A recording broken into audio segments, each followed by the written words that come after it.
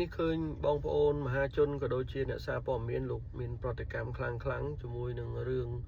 បងអូនស្រីដែលអ្នកលក់ទូរស័ព្ទណាពាក់ព័ន្ធជាមួយនឹងការទិញដូរទូរស័ព្ទជាមួយបងប្អូនវរៈកងទ័ពយើងនៅខាងទិសព្រះវិហារនោះបាទហើយដល់ទៅពេលបងអូនស្រីគាត់ខឹងច្រឡោតរឿងថាខឹងថាបងប្អូនវរៈកងទ័ពនោះសួរជំរិញរឿងលុយមិនតាន់បាញ់ឲ្យគេអញ្ចឹងណាបាទបានគេហើយមិនតាន់បាញ់លុយគេហើយទៅបងអូនស្រីក៏ប្រើពាក្យប្រមាថរហូតដល់ជេររាយបាទពាក្យនេះគឺអត់សមប្រើមែនបាទ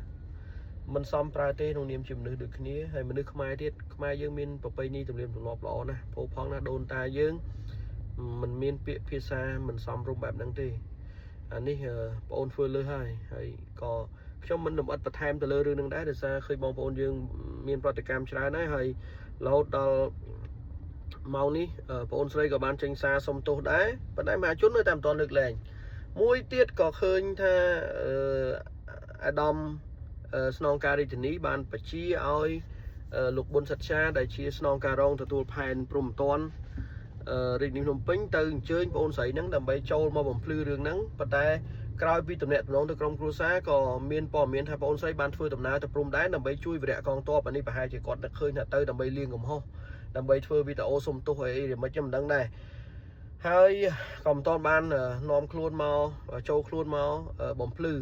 ពាក់ព័ន្ធជុំវិញករណីនេះដែរហើយមហាជនក៏កំពុងតែរងចាំថាតើចាំមើលបងអូនស្រីហ្នឹងគាត់ចូលមកស្នងការរាជធានីភ្នំពេញគាត់មានអីនិយាយតែគាត់បកស្រាយរឿងទៅជាយ៉ាងម៉េចតែគាត់អាចឆ្លើយបានទេថាហេតុអីបានគាត់ទៅជេរម៉ាយគេទៅជេរម្រាយគេជេរប្រមាថគេឌីលគេបាទវាពិតជាមិនស័ក្តិសមមិនសមរម្យមែនមួយទៀតពាក់ព័ន្ធជាមួយបងវរៈកងទ័ពយើងហ្នឹងក៏ឃើញមានដូចជាអ្នកសារព័ត៌មានល្បីឈ្មោះយើងលោកផៃវណ្ណៈក៏ដូចជាបងប្អូនមហាជនជាច្រើនដែលគាត់បានជួយឧបត្ថម្ភជាទូរស័ព្ទដៃជាគ្រឿងប្រើប្រាស់ក៏ដូចជាថវិកាអីចឹងទៅដើម្បីលើកទឹកចិត្តព្រោះថាមិនសមណា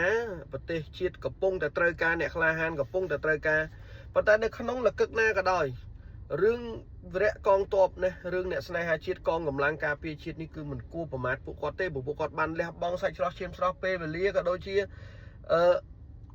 ពេលក្តីសុខផ្ទាល់ខ្លួននេះបាទនៅសមរភូមិណាបងប្អូនណាដាច់ដៃហើយអត់មានដោះដៃវិញទេដាច់ជើងហើយអត់មានដោះជើងវិញទេជីវិតតាដួលហើយស្លាប់ហើយគឺអត់មានបានមកវិញទេអ